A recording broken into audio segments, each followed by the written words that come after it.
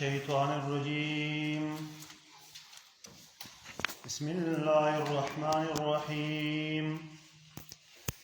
ألف لام ميم ذلك الكتاب لا ريب فيه هدى للمتقين. سورة البقرة سورة روانو پر اس صورت کی ومخ آیات کے رب العالمین نے قرآن کریم اعجاز ذکر کو حروف مقطعات سرا قرآن کریم دا یو معجز کتاب ده ټول خلک عاجز کړي دي عرب عجم دارنګ انسان پیریان هر یو مخلوق دې مقابله څوک نشي کولای. وسروسا آیاتونو کې آیات کې رب العالمین د قرآن کریم صفات ذکر کوي. دری صفات راوړي. اول صفت دار چې قرآن کریم کامل کتاب دی. دویم صفت دار چې په دې کې ریب نشته دی. او دریم صفت دا چې دا د متقیانو د لپاره هدایت دی. متقیان د دې نه چې کوم نه فائدہ اخلي.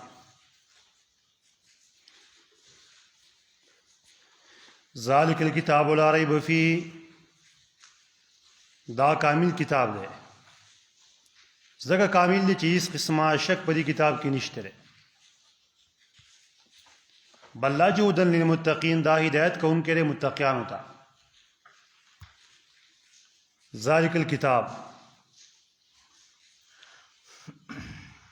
عام نعات خدا ذکر کوي چې ګوره ذالک اسم اشاره د بعید د پار راځي.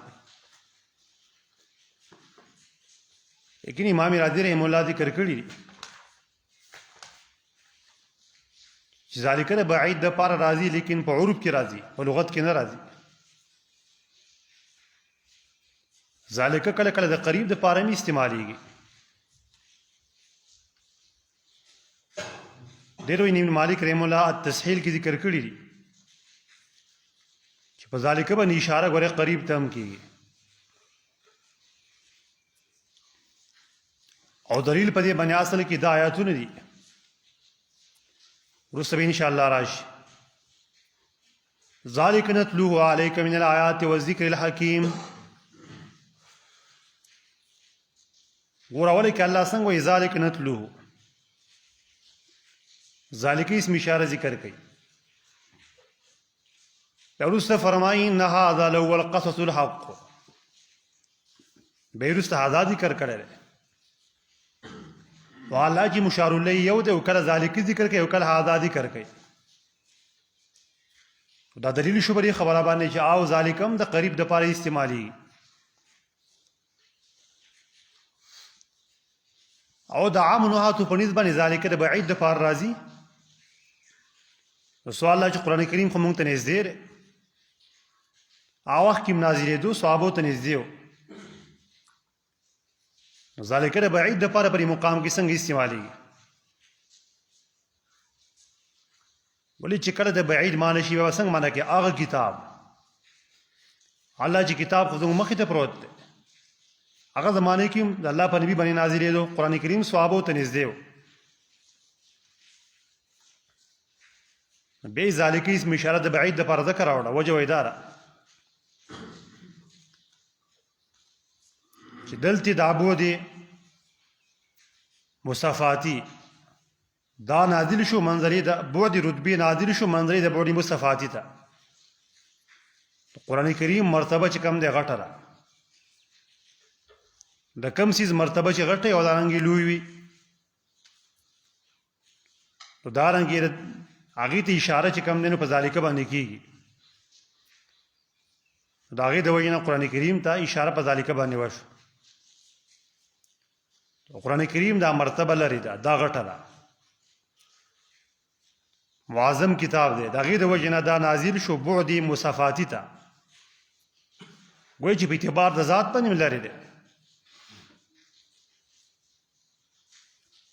همدا وجه راګوره کوم شی چې ډېر قیمتي وي نو خلک یې لرې ږدي چې د هر چا لاس هغې ته ور ونه رسېږي. قرآن کریم هم قیمتي کتاب دی.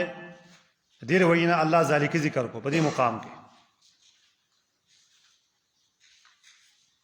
بیا ګور رضی ذکر کړي دي چې چې اسم اشاره وضع اصل کې شوی دا قریب د دغه لپاره د حاضر د لپاره او د قریب د لپاره چې کوم شی حاضری دانګې نه محسوسات نه وي او قریبي نو اشاره دغه اشاره هغه ته کېږي اسماء اشاره دغه لپاره راوړل کېږي نو چې کله یو شی د محسوسات نه او د معنویات نه نو باغ د کې بیا دوی اسم اشاره د بعید استعمالي ذالک استعمالي یا یو شی چې کوم نه بعید دی ولر دی قریب نه اگر کوم محسوسات نه دی عالتم دوی ذالک اسم اشاره د بعید استعمالي د الله تعالی کتاب د الله کلام هغه لپاره اصل کې ذالک اسم اشاره د بعید چې کوم نه ذکر کړ بیا په دې مقام کې ذالک مشار الیه سی شری ذالک الکتاب په ذالک باندې څه اشاره شوی ده مکه کې چې کوم قران کریم نازل شوی کوم وحی چې په مکه کې راغلی و په ذالک باندې اثر کې هغه وحی ته اشاره شوی ده ګوره معنا دا څه شو ذالک هغه کتاب چې کوم په مکه کې نازل شوی هغه وحی چې کوم په مکه کې نازل شوی او کتاب هو کامل کتاب ده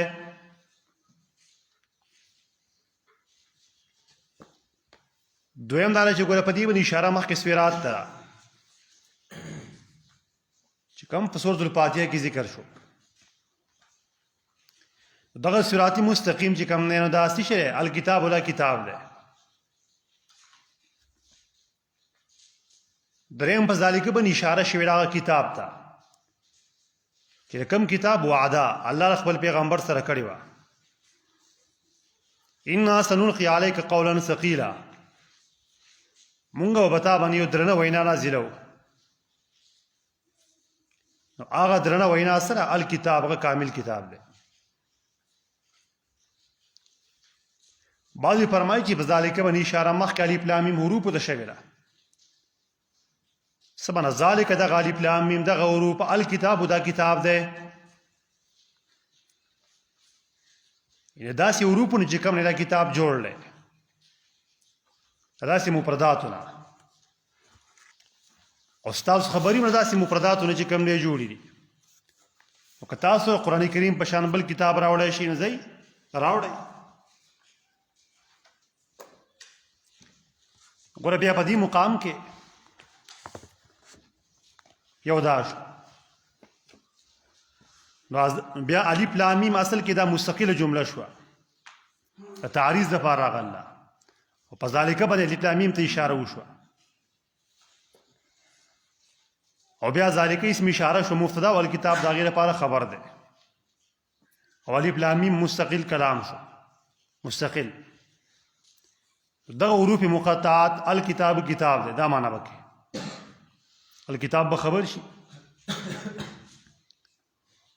دې کې دویم بل قواعد چې ذالک باندې اشاره هغه کتاب ته شوی چې کوم زموږ مخې ته او دا هغه کتاب چې کوم صحابه ته نازل شوی ذالک باندې هغه کتاب ته اشاره شوی ده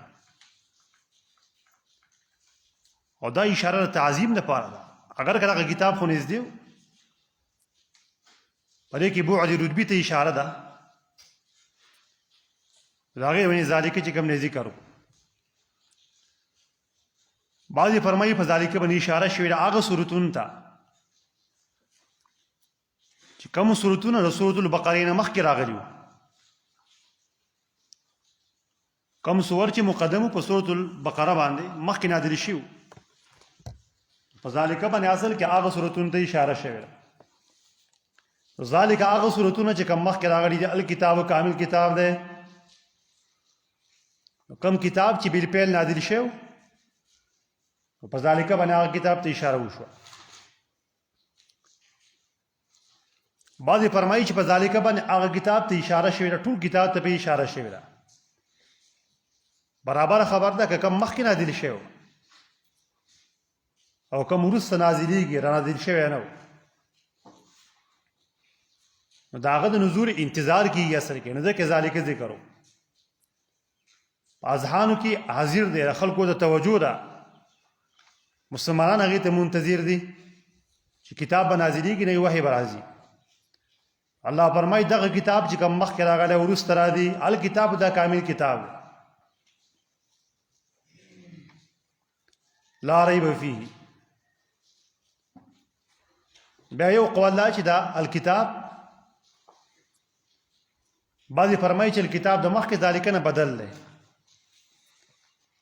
چې کله وروستنی تفسیر شي او یا بیان دی سمه ذالکه دغه یعنی دغه کتاب چې کوم مخکې راغلی دی او دارنګې کوم وروسته راځي لا ریب فیه په دغه کتاب کې شک نشته دی. په دې تفسیر سره کله چې په ذالکه باندې اشاره وشي مخکینی کتاب ته او کوم چې وروسته راځي نو په دې تفسیر سره بیا وروسته کتاب د مخکې ذالکه نه بدل دی یا عطفي بیان دی او لا ریب فیه د هغې لپاره خبر دی او په مخکې تراکیبو کې اصل کې الکتاب خبر دی نه مخکې ذالکه لپاره دا پکې فرق دی. بیا دا جمله چې ذالک الکتاب لا ریب فیه دا جمله په اعتبار د اعراب باندې لږ مشکله ده او دلته مفسرین ور دي مختلف تراکیب کړي بعض راغې نه داري یو ترکیب دار ذالک مرفوع بنا بر ابتدا الکتاب مرفوع ولی دا خبر دی بیا به داسې معنی شي ذالک الکتاب دا کامل کتاب دی یو معنی به دا شي. بل قول لا چې الکتاب د مخکې ذالکه نه بدل دی عطفي بیان دی بیا به وروسته خبر لا ریب فیه شي ذالکه یعنی دغه کتاب په دې کې شک نشته دی. په دې کې بل قول لا چې ذالکه دا مرفوع دی دا اصل کې د مخکې الف لام میم د پاره خبر دی الف لام میم ذالکه ذالکه به د مخکې الف لام میم سره ولیکي او دا الکتاب به ذالکه لپاره عطفي بیان شي او لا ریب دا به اصل کې منصوب شي بنا بر حالیت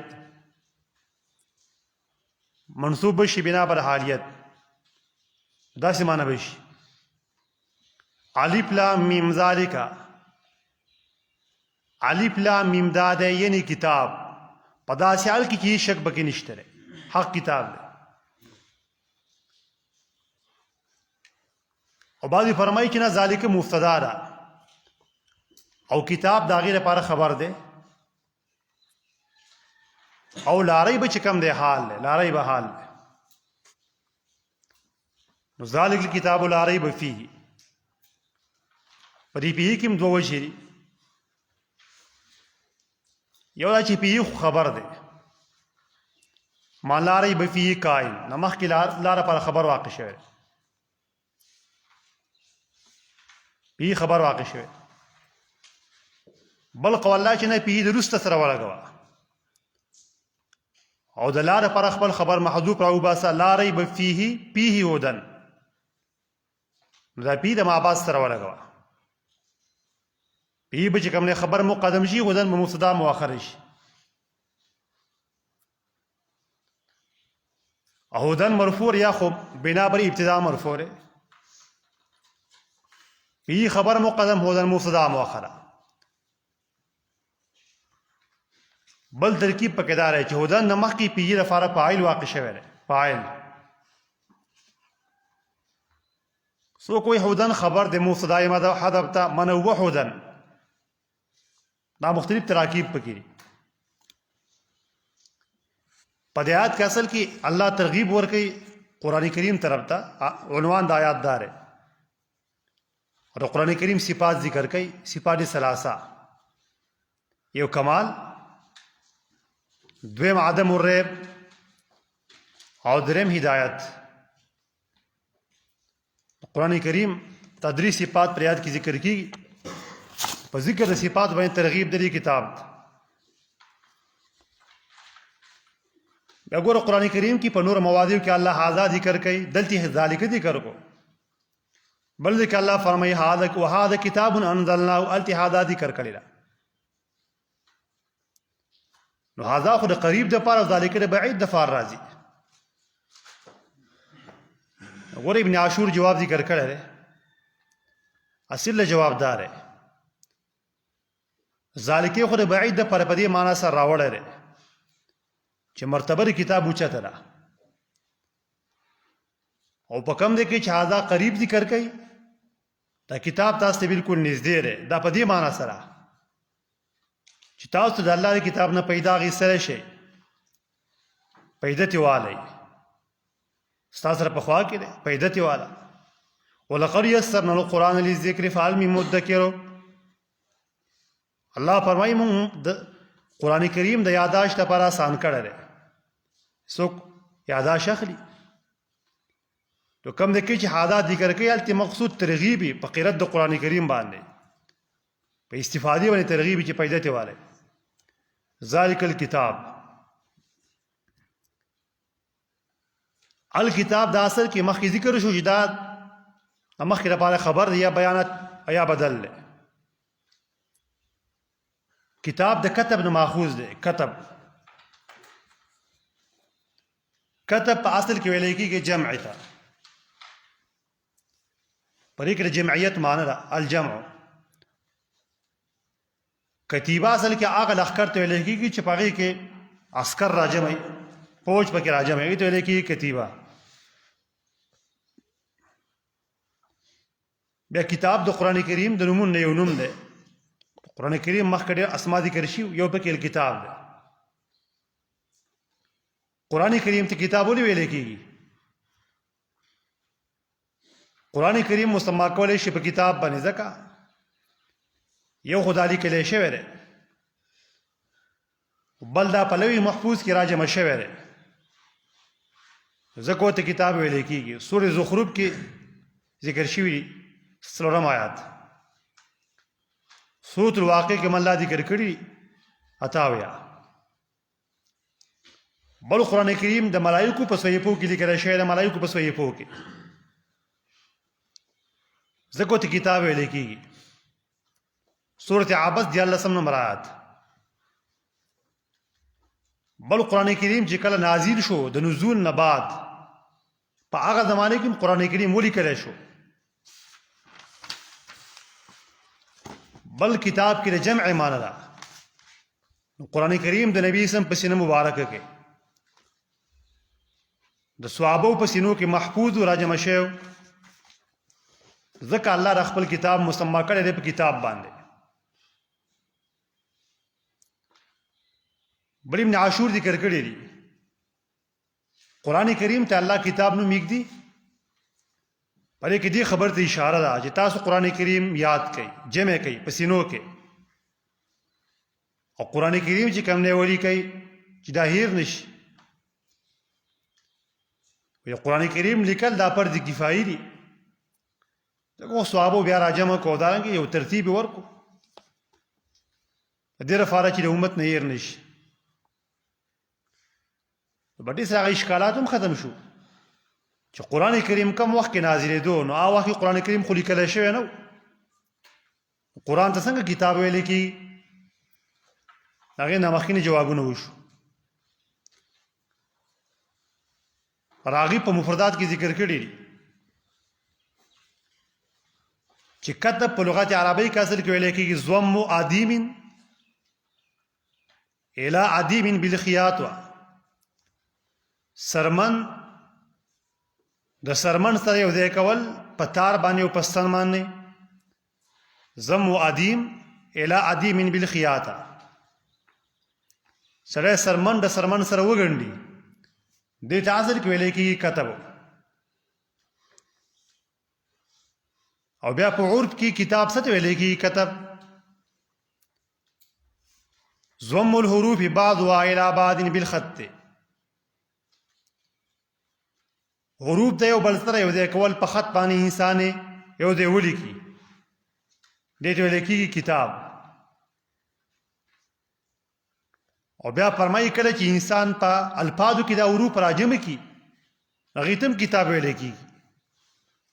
وقد يقال ذلك للمذموم بعض وإلى بعض باللفظ په الفاظو کې انسان ناجمه کی هغې ته هم کتاب ویلی کېږي. نو قرآن کریم ته چې کتاب ویلی شوی دی په دې معنا سره چې په هغه وخت کې لیکلی شوی قرآن نه و، خو لیکن دې الفاظ د یو بل سره راجمع شي په تلفظ کې، د هغې د وجې نه دا کتاب مسما شوی دی په کتاب باندې. همدا وجه ده په کتاب کې دا شرط نه ده چې خامخا لیکلی شوی وي، دا لازم نه وره. او هغې دپاره دلیل دا دی ګوره وروسته به راشي ولو نزلنا علیک کتابا فی قرطاس، که مونږ په تا باندې راولو یو کتاب فی قرطاس په یو کاغذ کې، ګوره دلیل دی چې کتاب دې ته ویلی کېږي چې انسان یې په تلفظ کې راجمع کړي. خو کله کله داسې چې انسان یې په تلفظ کې راجمع کړي او بیا یې په کتابت کې ولیکي. اصل د خبرې دا راووتو چې د کتاب اطلاق حقیقي دوه شیزونه دي، یو دا چې انسان یې په تلفظ کې راجمع کړي هغې ته هم کتاب ویلی کېږي، او بل دا چې انسان یې ولیکي هغې ته هم کتاب ویلی کېږي. نو قرآن کریم ته الله کتاب ویلی دی، اگر که هغه زمانه کې لیکلی شوی نه ولې د دې حروف د یو بل سره راجمع شوي وو ځکه ته کتاب ویلی کېږي. بیا علوسی رحمه الله ذکر کړي خپل تفسیر کې چې یو خو د کتاب اطلاق پر مجموعه قرآن کریم باندې کېږي، په ټول قرآن کریم باندې دې ته هم کتاب ویلی کېږي، مجموعه قرآن کریم. او د قرآن کریم چې څه حصه ده لکه یو سپاره یا یو صورت یا یو آیات هغې ته هم کتاب و قرآن وایي، په هغې باندې هم اطلاق د کتاب و قرآن کریم کېږي، قرآن ورته ویلی کېږي بعض حصه باندې. او په کتابت کې اصل کې د اثبات معنی ده تقدیر، اثبات او تقدیر، او دانګې ایجاب او فرض او عزم. په کتابت کې دا معناګانې دي، اثبات، تقدیر، ایجاب، فرض او عزم، دا معناګانې په کتابت کې. کتاب خو په اصل کې مصدر دی، فعال وزن دی، ولیکن بیا هغه مکتوب ته کتاب ویلی کېږي، مکتوب ته کم چې لیکلی کېږي هغې ته هم کتاب ویلی کېږي.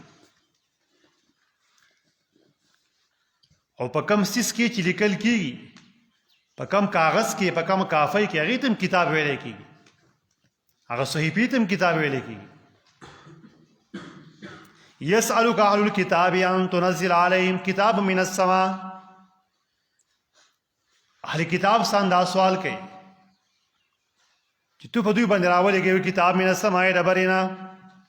دې معنی څه ده؟ د برې نه یوه صحیفه راوړه چې په هغې کې کتابت پکې شوی. د کتاب ډېر شایع استعمال دی، مصدر باندې اطلاق کېږي، په مکتوب باندې هم، په کاغذ باندې اطلاق کېږي،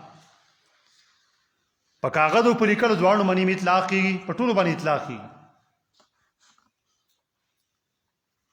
بیا قرآن کریم کی تفسیر د کتاب په لس وجوهاتو باندې راغلی دی.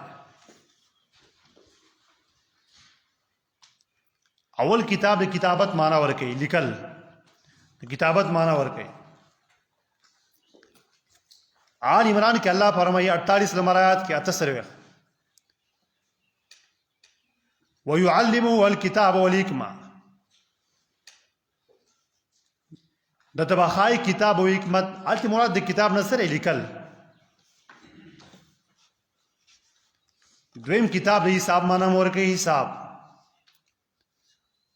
سورۃ الجاثیہ 30 نمبر آیات 28 کل امت جاثیہ کل امت تدعى الى کتابها. اره امت په چې کومه نذکور پروتي، اره امت پر بلل کېږي خپل حساب ته. تدعى الى کتابها معنی الى حسابها. سورۃ الجاثیہ 30 نمبر آیات. دریم کتاب د لوح محفوظ معنی ورکوي، الا فی کتاب من قبل ان نبرأها. الا فی کتاب من قبل ان نبرأها. آلتی مراد د کتاب نه محفوظ شو. سورة الحدید 20 نمبر آیات. سلورم کتاب چې کوم عدت ته وایي عدت حتی یبلغ الکتاب اجله، عدت چې کوم خپل نیټې ته ورسیږي. سورة البقره 215. پنځم کتاب اصل کې ویل کېږي د بندگانو اعمال. کلا ان کتاب الابرار لفی علیین. سورۃ مطففین کې ان شاء الله راشي 13 نمبر آیات کې د نیکانو چې کوم اعمال دی هغه په علیین کې الله لیکي. قرآن مراد د کتاب نه اعمال مراد دي. لږه اشکال هم دغه شو چې لکه علیینم کتاب دی، کتابم کتاب دی. دا خو ظرفیت د شی د خپل نفس لپاره راغی. جواب دا چې مراد د کتاب نه اعمال د نیکانو مراد دي، یعنی اعمال الابرار. دا معنا. شپږم کتاب د رزق معنا ورکوي او نیټه، رزق او نیټه. سورۃ الحجر کې الله فرمایي 3 آیات کې وما هلكنا من قرية إلا ولها كتاب معلوم. وما هلكنا من قرية مونږ هیڅ یو علاقه نه هلاک کوو مګر هغې دپاره خامخا نیټه معلومه او رزق یې په دنیا کې ختم شي بس بیا ځي نو. سورۃ الحجر 4 نمبر آیات. بل کتاب د قرآن کریم معنا هم ورکوي. وإنه لکتاب عزیز، مراد قرآن ده. سورۃ فصلت 41. اتم کتاب د تورات معنا ورکوي تورات. لتحسبوه من الكتاب. آل عمران کې راځي اے التورات. نام کتاب د انجیل معنا ورکوي انجیل. قل یا اهل الكتاب آل عمران 64.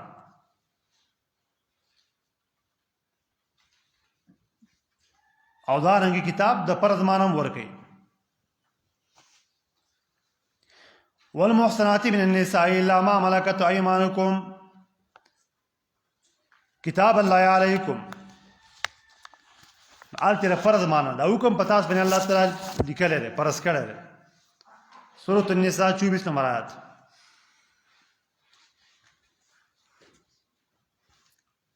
بیا ذالک الکتاب دلته په کلام کې حصر دی، حصر لکه مبتدا مارے پر خبروں معرفت ہے عمدہ کتاب دے. او دې تاسل کې ویل کې حصر ادعای دا کې مبالغه رفاره ګویا چې په دنیا کې نور کتابونه نشته، صرف دا کتاب دی،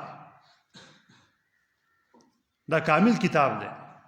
حصر د پاره راسل کې د تاکید وشو، د تاکید د مدح لري کتاب. قرآن کریم کامل کتاب ولې دی؟ وجه هغې دا ده چې د قرآن کریم فصاحت او بلاغت په اعلی درجه کې دی، په اعلی مرتبه کې دی. دغه قرآن کریم کامل کتاب دی. وجه د کمال دا ده لا ریب فیه. یا خو لا ریب اصل کې د مخکې سره ولګوه او حدیث وایي چې رسته پی د مخکې لپاره خبر کا ریبر الله لپاره اسم کا. دا کم ظرف او جاری مجرور چې رسته د لعنه راشي دا غالبا د غیر لپاره خبري، دا قاعده نحویه ده. وردا مستقله جمله د لا ریب فیه دې ته ویل کېږي مستقله جمله. او جمله په ما قبل باندې عطف نه کړه. ولی دا جمله سره کې د ما قبل لپاره دلیل ده. دا کامل کتاب ولی دی ځکه په دې کې شک نشته دی، شک پکې نشته دی. دا دلیل ما قبل لپاره شو. بعضې فرمایي چې دا نتیجه ده، هر کله چې دا کامل کتاب شو نو شک پکې نشته دی. نو نتیجه او دلیل په ما قبل نه عطف کی ځکه دا په ما قبل باندې عطف نه کو لا ریب فيه او بل وجه اصل کې داره چې دا جمله یو قسمه تاکید د رمخ کې جملې لپاره په منزله تاکید ده ذکر کمال معنی هم دا چې شک پکې نه یو شی علی کمال ترسیږي چې خلق پکې شک نه کوي څوک مقابله نشي کولای او روسي بیا لا ریب فيه ذکر کو پدې کې بیا نه پیدا شک وکړه دا یو قسمه تاکید شو ما قبل لپاره او دا غي د وینه جمله په ما قبل باندې عطف نه کړه فصل وکړو لا ریب ماده د ریب په قران کریم کې دا تقریبا 35 کرته مستعمل ده 15 درش کرتا ریب کې اصل کې درې معناګانې دي قرطبي رحم الله ذکر کړي درې معناګانې پکې یو ریب کې چې کوم نه شک معنی را ليس في الحق يا أميمة ريب إنما الريب ما يقول الجهول یہ شاعر په خپل شعر کې ذکر کړي ليس في الحق يا أميمة ريب اے امیمه په حق چې کوم نه شک نه انما الريب ما يقول الجهول شک جاهلان ترازی پاک کې شک نشته جاهل انسان په کې شکونه کوي یو ریب چې کوم نه شک ته ویل کی دا شاعر په خپل شعر کې ذکر کړی دوی مریب کې آسه کې تهمت معنا هم ده تهمت چې وته ویل کی ته مریب ویل کی بوسینه قالت یا جمیل عربتنی فقلت كلانا يا بوسين مريب بوسينة قالت يا جميل عربتني فقلت كلانا يا بوسين مريب بوسيني وي جميل تو اداره د معشوقه وا چې ته په ما باندې تهمتونه لګې بوسين مته جواب ورکو چې موږ دوه تهمتي شي ویو ځکه په باب کې چې څوک ورشي بیا په یو بل باندې بدګمانه کیږي عاشقون په معشوقي باندې بدګمانه او معشوقه په عاشق باندې بدګمانه په یو بل باندې ریږي چې چرته بل چا سره مسله شروع نه کی په دې باب ته چې څوک ور دي بیا شکونه به کې واقع کیږي ډېر په داغه د وجنه هغه وته چې خپکه کما ما ته دې شکل لګولې نو په دې کې تهمت مانم عرب تهمت کې استعمال شوی او درم حاجت ته ویل کېږي عرب حاجت تم ویل کېږي قضينا من تهامت كل ريب وخيبر ثم اجمعنا السيوف قضينا من تهامت كل ريب وخيبر ثم اجمعنا السيوف مونږ تهامنا خپل هر حاجت چې کوم نه پوره کو او خیبر نه او بیا خپل توري رضان سره راوغسته او روان شو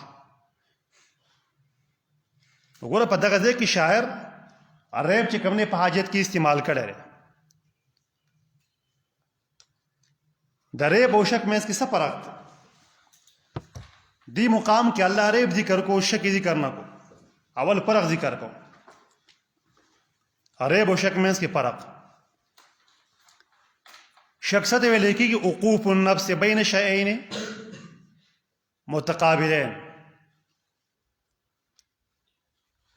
بحيث لا يترجع أحدهما على الآخر وقوف النفس بين شيئين متقابلين یو نفس د دوه شیئین متقابلین په منځ کې راایثار شي احدیمات په آخر باندې ترجیح نشي ورکړی کېده یا دې آسان تعبیر وکړه که څنګه چې مناطق ذکر کړي تساوی د طرفینو دوانه طرفین ته متساوی یو شانی دې ته ویل کېږي شک دا شک معنا شو عرب څه ته ویل کېږي عرب دې ته ویل کېږي ايو توهم فی الشیء یا ایتوهم فی الشیء، سړی په یو شیز کې وهم وکړي، ثم ينکشف عما توهم فيه،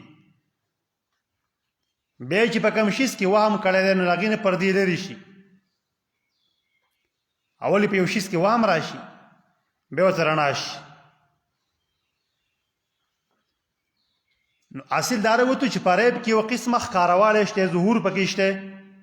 اول انسان متوهمي وهم وته، لیکن وروسته ورته بیا رڼا راشي، هغه وهم ختم شي. او په شک کې د سره ظهور نشته، ښکاروالی نشته، دا به کې فرق دی. دا دواړه متباینین دي یو قسمه. نو هر کله چې په قرآن کریم کې ریب نشته نو شک پکې په طریقه اولا سره نشته دی، ریب پکې را نشته دی چې په دې کې یو قسمه رڼاوالی وروسته راځي، کشف پکې راځي، پاتې را شک.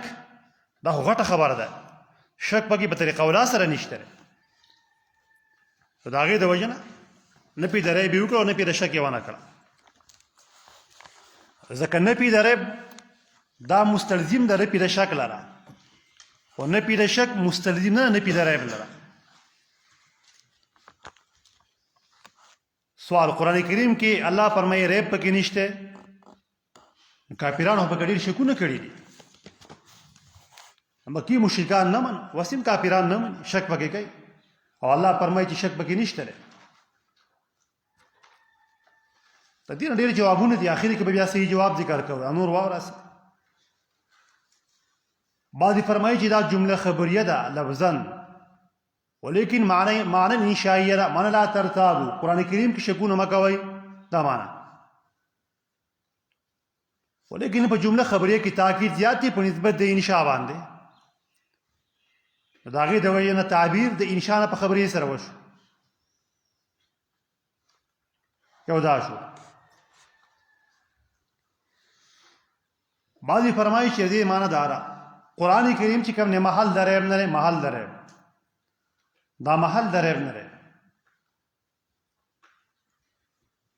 دریم جواب دا دی چې لا ریب فیه من عند الله ورسوله والمؤمنین.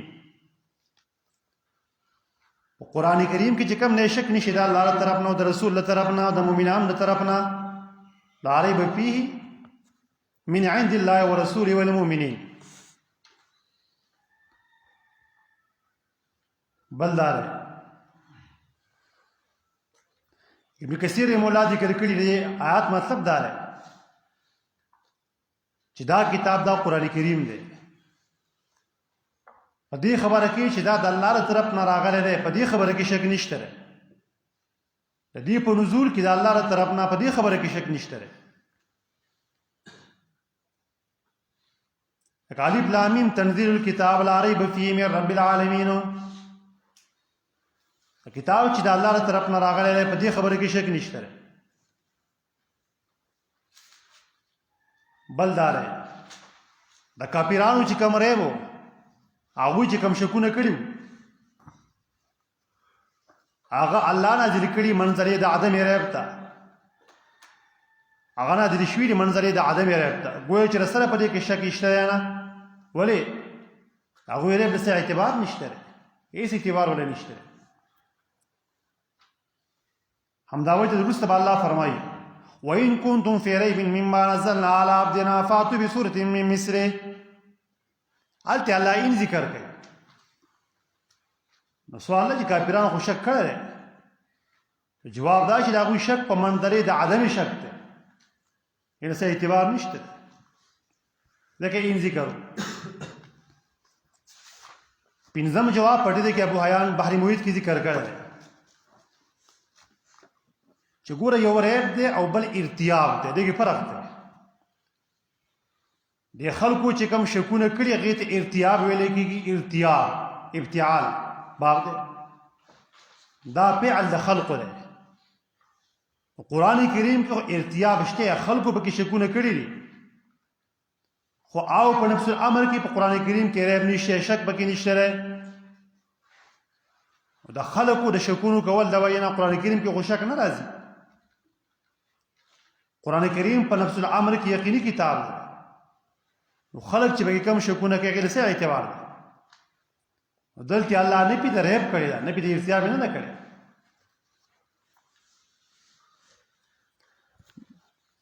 هر کله چې په قرآن کریم کې ریب نشته دی، چې شک پکې نشته، خو قرآن یقیني شو که نه.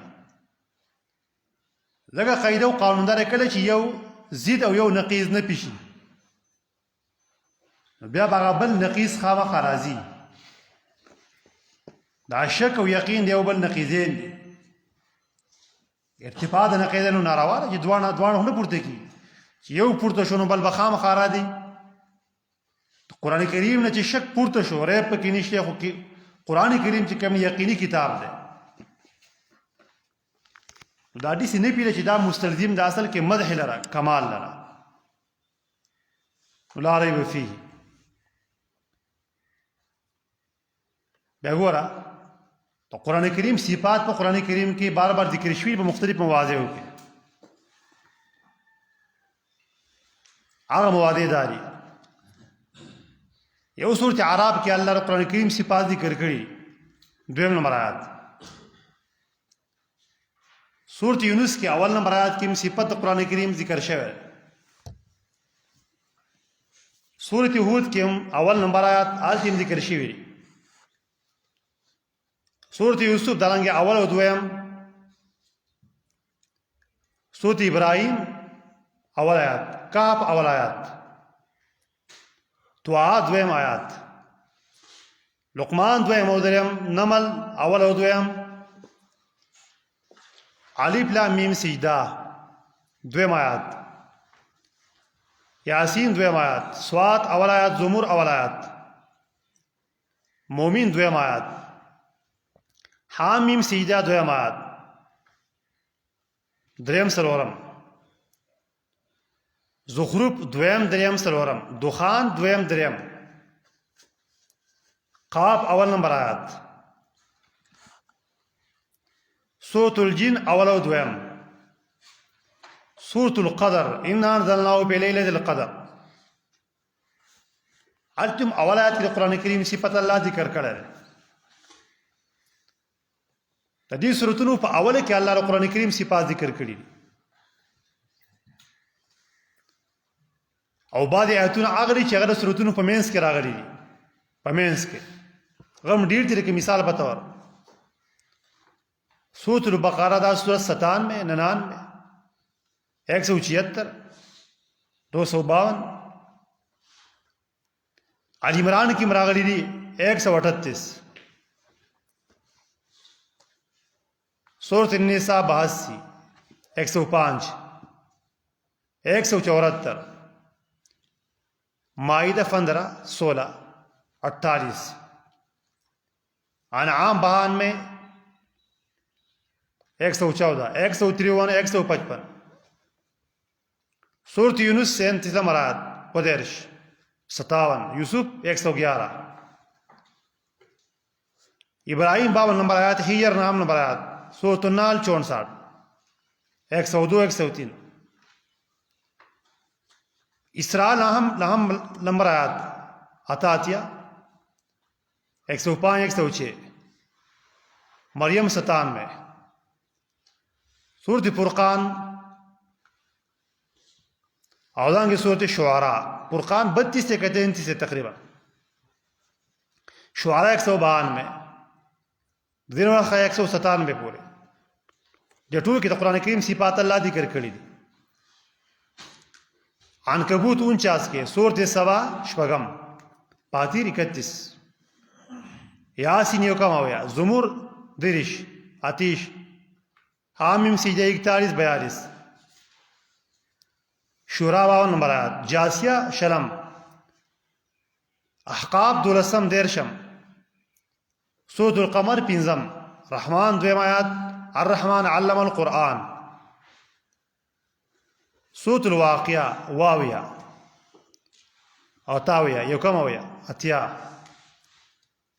تغابن 8 نمبر آیات، حاقہ شلم، حاقہ 40 41 42 43.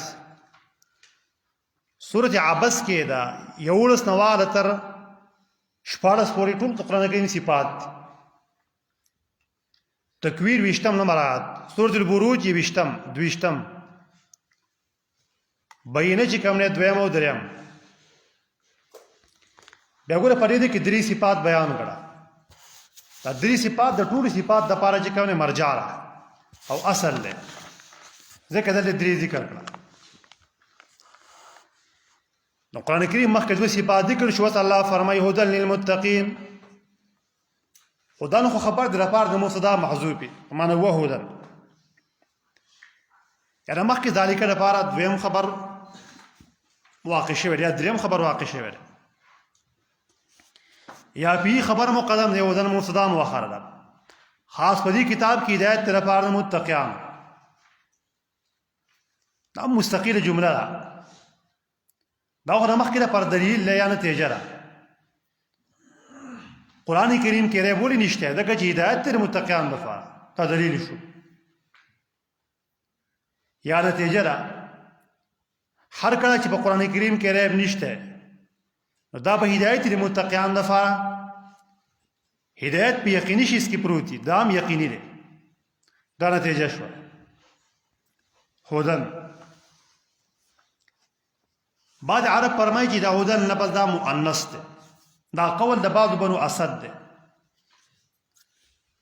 لیکن لحیانی ذکر کړل چې نه دا مذکر دی. او مخکې د هدایت معنا بیان شو په سورۃ الفاتحه کې اهدنا کې چې ګوره هدایت اصل کې دا متعدی کېږي دوه مفعول ته. دویم مفعول ته کله بذات متعدی کېږي، کله فلام سره، کله فعلا سره. د دې معنی د رشد او بیان، رشد او بیان. دارنګه بیا شرعي معناګانې دوری، یو دلالت ده، ارشاد. نو خودل خو پیغمبران هم کولای شي، قرآن هم کوي، ولکل قوم هادو وانک لتهدی الى صراط مستقیم. پیغمبرانو خلقو ته لار خې. دویم هدایت ولکېږي تایید او توفیق ته، چې هغې ته ولکېږي ایصال للمطلوب، سره مطلوب ته رسول. نو په دې معنی سره هدایت د الله د من نه پیښې ویره، انک لا تهدی من احببت. تو مطلوب ته نشي رسولی، هغه څوک چې تو سره محبت کوي. کله کله هدایت معنا ورکوي د چا په زړه کې هدایت پیدا کول، دا صفت د الله دی، یعنې تایید او توفیق. او د هدایت بل معنا ده ارشاد المؤمنین الى مسالک الجنان. مومنان تر جنتونو لارې ښودلو. فلا یضل اعمالهم سيهديهم ربهم.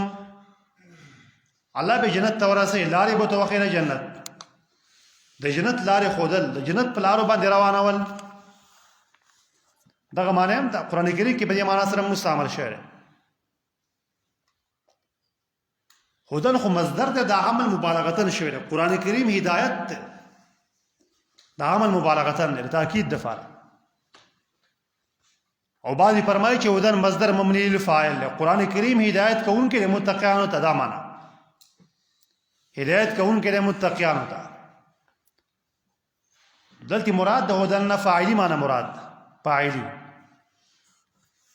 هدن للمتقین. سوال چې متقیان ته الله تعالی هدایت کړه دی کنه، ځکه متقی خو هغه انسان ته وایي چې هغه ته هدایت کړی شوی. نو قرآن کریم ورته وروسته بیا څنګه هدایت کوي؟ دا ته خو هدایت شوی دی، دا تحصیل لا حاصل شو. او تحصیل لا حاصل خو ناروا دی، ځکه په دې کې اجتماع د متنافیین وي. تحصیل معنی حاصل نه دی، حاصلېږي. حاصل معنی حاصل دی، خو دی او نه دی خو متنافیین. هغې علماء جوابونه ذکر کړي. یو جواب راضي ذکر کړی امام راضي، فرمایي دوی ته د دوی نه متقیان د قرآن کریم په وجه جوړ شوي دي. انما سوار متقین بما استفادوا. دوی چې د قرآن کریم نه کومه استفاده اخیستې وه، د هغې په وجه الله متقیان جوړ کړي. دغه خو اشکال نشته. دا نه چې د قرآن کریم نه مخکې متقیان دوی متقیان شو په قرآن کریم باندې، دا معنا دانګې تفسیر جلالین هم ذکر کړي دي. فرمای السوائرین الی التقوی، هغه کسان چې هغه تقوا طرف ته تلونکي دي. جلالین دا معنا ذکر کړل، په دې معنا کې مقصد د پر اعتراض ده چې کوم مخکې ذکر شو. بل جواب دا چې دلته مراد د هدایت نه په هدایت باندې مضبوطواله مراد ده. قرآن کریم هدایت ته متقیان لپاره سمانا، قرآن کریم مضبوطواله ده په هدایت باندې، او په دې کې زیاتواله د هدایت ته متقیان لپاره. بل قواعد چې د ابتلا نه انتفاع لپاره ده. قرآن کریم خو کافرانو لپاره هدایت ده، ولیکن قرآن کریم نه متقیان پیدا اخلي، ځکه الله متقین ذکر کو. انما انت منذر من یخشى، ستا انذار هغه انسان ته پیدا ورکړي چې څوک یې د قیامت نه.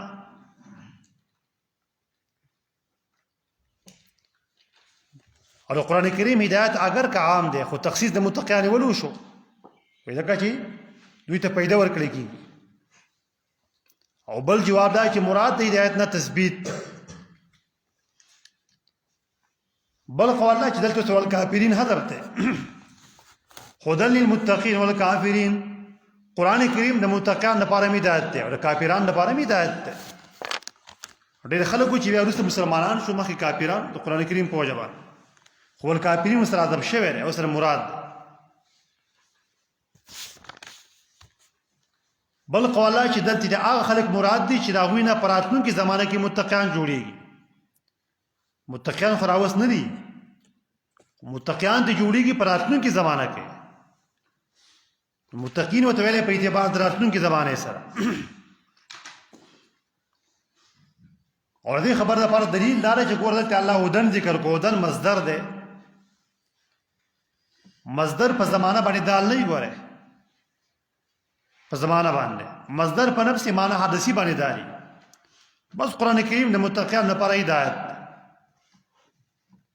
ان اخرت چې هغوی نه په راتلونکي زمانه کې متقین جوړېږي، دا معنا شو. او بعضې فرمایي چې مراد د هدن نه کرامت دی، قرآن کریم د متقین لپاره عزت دی. للمتقین، متقین اصل کې دا صيغه اسم فاعل ده، دې مفرد متقی راځي. تقوا اصل کې ماخوذ دی له وقایه، تقوا ماخوذ دی له وقایه. وقایه کې معنی د بچ کولو ده، بچ کولو ته ویل کېږي. وقایه اصل کې د کتاب هغه ګټې ته وایي انسان کتاب ته والی چې ونه شي خراب نشي. قرطبی رحمه الله لیکلی چې تقوا اصل کې په لغت کې ویلېږي قلت الکلام ته، کمې خبرې کول دې ته تقوا ویل کېږي په لغت کې. قلت الکلام دا وایي تقوا ده. او شرعي متقي څوک دی؟ نو شرعي متقیان وروسته الله په خپل ذکر کړي دي. الذين يؤمنون بالغیب، دا شرعي متقیان دي.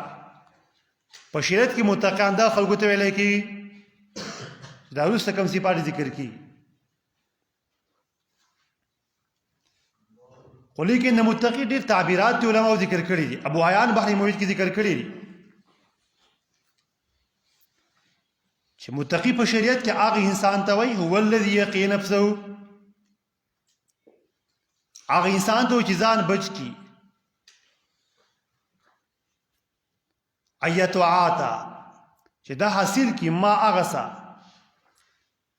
توعد علی بعقوبه یا توعد علی بعقوبه چې باغې باندې کوم وعید راغلی په عقوبت سره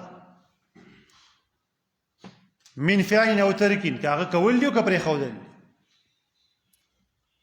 ځان د هغه شیزون نه ساتل چې باغې باندې وعیدات راغلي دي. څوک چې ځان ساتي دغه متقیان دي.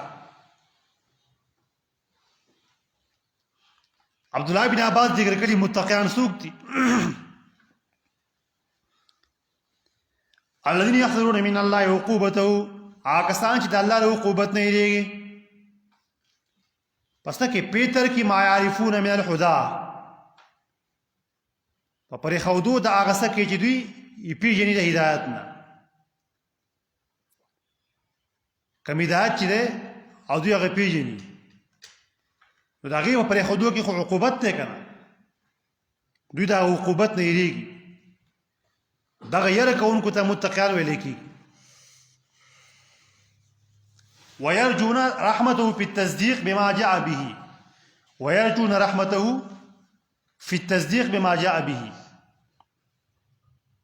او تصدیق کول په هغه څه باندې چې پیغمبر په هغې باندې راتګ کړی دی. دوی له دغه تصدیق د رحمت امید ساتي. حسن بصري فرمایي چې متقیان هغه بندگان ته وایي چې دوی ځان نه محرماتو نه ساتي او فرایض ادا کوي. قلبي ذکر کړي متقیان هغه بندگان ته وایي چې ځان د کبایرو نه ساتي. حدیث کې تفسیر راغلی دا ټول نه ښه تفسیر دی. متقی هغه انسان ته وایي چې ځان د مباحاتو نه ساتي، هسې نه چې په ګناهونو کې واقع نه شي. ځان د ډېرو مباحاتو نه ساتي، هسې نه چې په ګناهونو کې واقع نه شي. لا يبلغ العبد أن يكون من المتقين حتى يدع ما لا باس به حذرا مما به باس.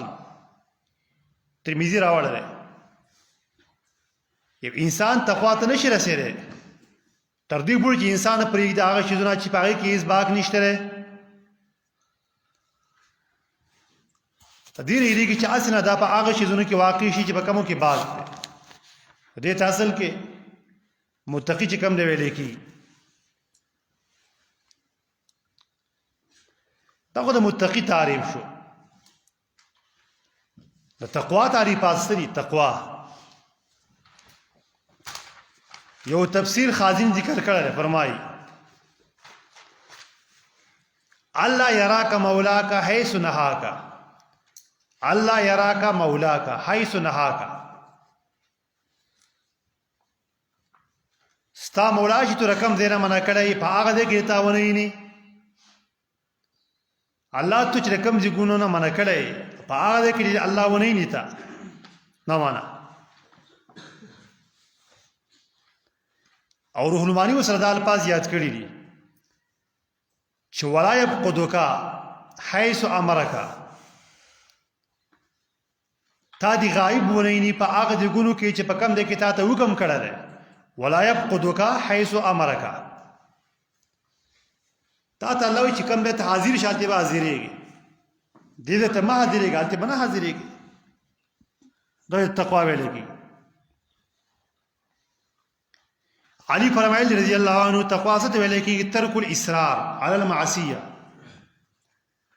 او ګناه باندې همیشه واله چې کوم نه پرې ښودل دې ته ویل کېږي تقوا. ګناه انسان نه کوي. وترک الاخترار بالطاعه، او په طاعت باندې دوکه کېدل په هغې به انسان دوکه کېږي نه. دا تقوا ده چې انسان په ګناه همیشه واله نه کوي او په خپل نیکۍ باندې انسان دوکه کېږي نه چې ما را غټه نیکي وکړه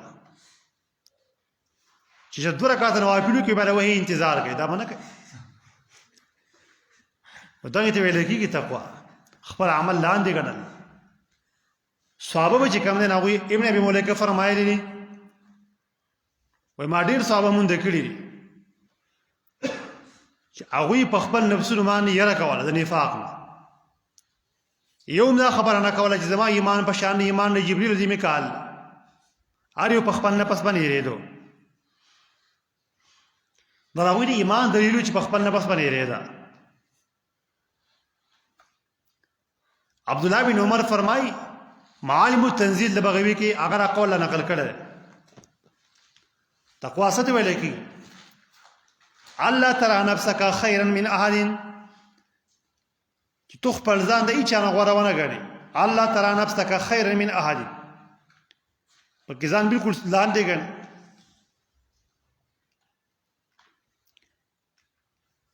شیخ الاسلام رحمه الله مدارج السالکین کې د طلق ابن حبیب نه نقل کړه، هغه تعریف را نقل کړه. تقوا څه ته ویل کېږي؟ ان تعمل بطاعت الله على نور من الله ترجو ثواب الله وان تترك معصية الله على نور من الله تخاف عقاب الله. ان تعمل بطاعت الله چې تو عملو کې د الله په طاعت باندې، خو على نور من الله په دلیل سره وکړي، نور د سره رڼا. ترجو ثواب الله د الله د ثواب مې سات، وان تترك معصیت الله الله معصیت چې کوم نه فریق دي، على نور من الله په دلیل سره فریق دي. شریعت یو کار ته ګناه ویلي ته وتم ګناه وي، تخاف عقاب الله او د الله له عقاب نه چې کوم نه یریږي. تقوا بل تعریف درې امتثال الاوامر واجتناب النواهي مع الخوف.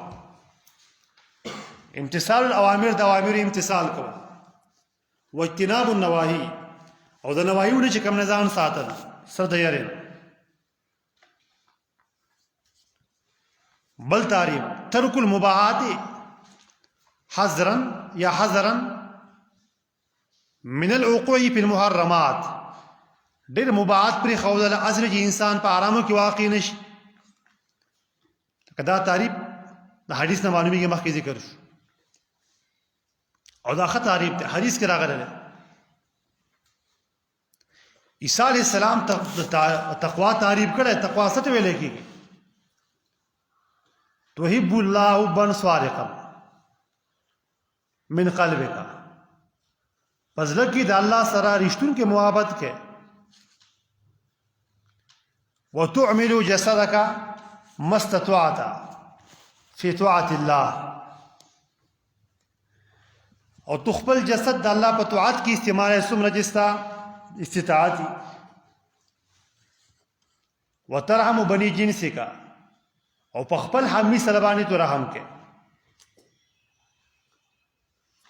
وما لا تحب ان يؤتى اليك، او کومې خبرې چې تو خوښ نه کړي چې تا ته راوړی شي، نو فلا تاتي اليهم، تیم خلکو ته نه راوړي. د خپل ځان دپاره چې کوم شی خوښې هغه بل دپاره هم خوښې، د بل دپاره چې بد ګڼې، د ځان دپاره چې بد ګڼې، بل دپاره هم بد ګڼې. نو چې کله پتا کې دا صفات راغله په اذن انت تقي الله تعالی حقا، تاق متقی شوي. تقول تقوا تعریفات شو بعضی مراتب التقوا. تقوا مراتب سری بیضاوی ذکر کړي. تقوا پر درې مراتب دي. اوله مرتبه دا چې انسان ځان دا شرک نه وساتي، هغه شرک چې هغه موجب د پاره د عذاب دی، علاوه الخلود، انسان په همیشه جهنم ته ځي. سره چې مسلمان شون دا دغه تقوا راغله، ځان د شرک نه وساتل. والزمهم کلمت التقوا. دویم مرتبه دا چې انسان ځان د ګناهونو نه ساتي، تر دې پورې چې انسان ځان نه صغایر نه ساتي. ولو ان اهل القرى امنوا واتقوا، کدی علاقو له چرته ایمان راوړو ګناهونه پرې خودا، موږ په دې باندې برکات راکول او کته برینا دار طرف نه. التمان سره تقوا معنا دا ګناهونه پرې خودا. درې مرتبه تقوا دار ګورا، هغه شی چې انسان هغه شی چې تا د الله نه غافل کوي، هغه شی هم ته پرېږدې. فضولیات او دا معنا پڑھی دې کې راغله اتقوا الله حق تقاته. د الله نه ویلېږي په هغه سره، هغه سره نفس هغه مباشر چې تام د الله نه غافل کوي هم پرېږدئ. دا درې مراتب د تقوا شو. بیا مادر تقوا تقریبا 360 کرته راغلی ده. په مختلف طرقو باندې. اول تقوا ویل کېږي توحید او شرک پرېښودلو ته، لکه مخکې ذکر شو. سورة الفتح کې الله ذکر کړي 26 آیات کې والزمهم کلمة التقوا. سورة الرعد کې الله فرمایي 35 نمبر آیات وعقبى الذين اتقوا، انجام د متقینو جنت ته. 35 آیات. دویم تقوا ویل کېږي د ګناهونو توبه ایستل. مخکې ذکر شو آیات د سورة اعراف 96 ولو ان اهل القرى آمنوا واتقوا. دریم تقوا ویل کېږي الطاعات بحکم الله والرسول، د الله په حکم باندې رسول په حکم باندې چلیدل. ان انذروا انه لا اله الا انا فاتقون. سورة النحل دویم. سورة البقره کې اوسل یو کم نبی. څلورم ترک المعاصی ګناهونه پرېښودل. آیات د سورة المائده یا ایها الذین آمنوا اتقوا الله وابتغوا الیه الوسیلہ. سورة المائده 35 نمبر آیات. پنځم اخلاص ته ویل کېږي سورة الحج 32 نمبر آیات. ذلك ومن يعظم شعائر الله فإنها من تقوى القلوب. د الله د شعائر تعظیم کول دا د زړونو اخلاص دی. دارنګه بل الخوف والخشيه، يرى وخشيت. واتقوا يوما لا تجزي نفس عن نفس شيئا. سورة البقره 48 کې دا معنا ده. او دانګه سورة الزمر 14. وم امتثال د اوامر او اجتناب د نواهیو. د اوامر امتثال کول د نواهیو نه ځان ساتل. په دې آیت کې دا معنا ده. اتم د عذاب نه حفاظت. وقان عذاب السموم، مونږه د عذاب سموم نه بچ کړو. سورة تور 20 نمبر آیات. نام د ګناهونو نه ساتل محفوظ کول. وقیموا السیئات ومن تقی السیئات یومئذ فقد رحمت. سورة غافر 9 نمبر آیات. لسم دار ګورا انسان ځان د شرک نه وساتي، د کوپر نه وساتي، د ګناهونو نه وساتي، د شبهات نه انسان ځان بچ کی. على اتقاء من الشرك والكفر ومن المعاصي ومن الشبهات. ته ټول نه ځان بچ کی. ليس على الذين آمنوا وعملوا الصالحات جناح فيما طعموا إذا ما اتقوا وآمنوا وعملوا الصالحات ثم اتقوا وآمنوا إلى آخره. سورة المائدة 93. تقوا فواید سری پیدې او ثمرات. اول پیدا چې کوم دی علی پادت وان کې دی رادا دشمنانو دا چل نه چې کوم نه پادت. الله متقین د دشمنانو د کېد نه بچ کی. آل عمران 120. دویم د الله خاص معیت. تقوا په وجه باندې د الله ملګرتوب خاص معیت د انسان سره یو ځایوال معیت خاصه. سورة البقره 194، توبه 123. دریم د رزق دروازې په انسان باندې را کوراوېدل، مشکلات د انسان حل کېدل. الطلاق سورة الطلاق کې راغلي. دویم دریم سورة الطلاق ومن يتق الله يجعل له مخرجا ويرزقه من حيث لا يحتسب. السماء تقول ها 32 نمبر آیت.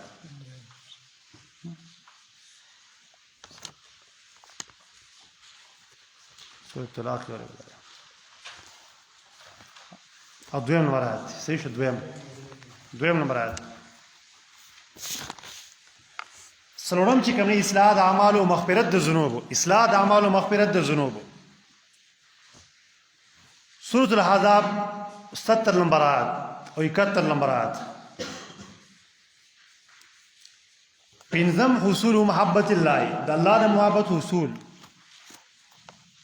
तो तक़वा को यमानी अल्लाह मोहब्बत इंसान तासीरी सूरह तौबा सलवरम वम शपगम कबूलियत द अमाल सूरत अल-माइदा विश्तम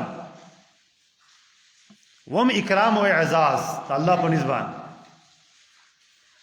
इन अक्रमकुम इंदल्लाहि अतक़ाकुम सूरत अल-हुजरात 13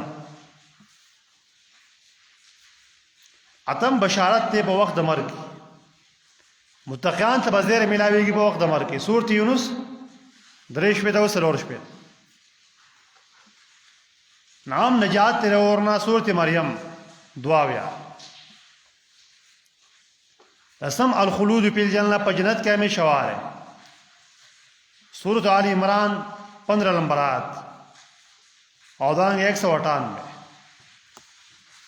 कुरान करीम का अल्लाह फरमाई कि कुरान करीम हिदायत तेरे मुत्तक़ियान दफारा उस पर मुत्तक़ियान तफसीर जिक्र की गई है। सुब्हानक अल्लाहुम्मा व बिहम्दिक अशहदु अल्ला इलाहा इल्ला अंत अस्तग़फिरुका व अतूबु इलैक।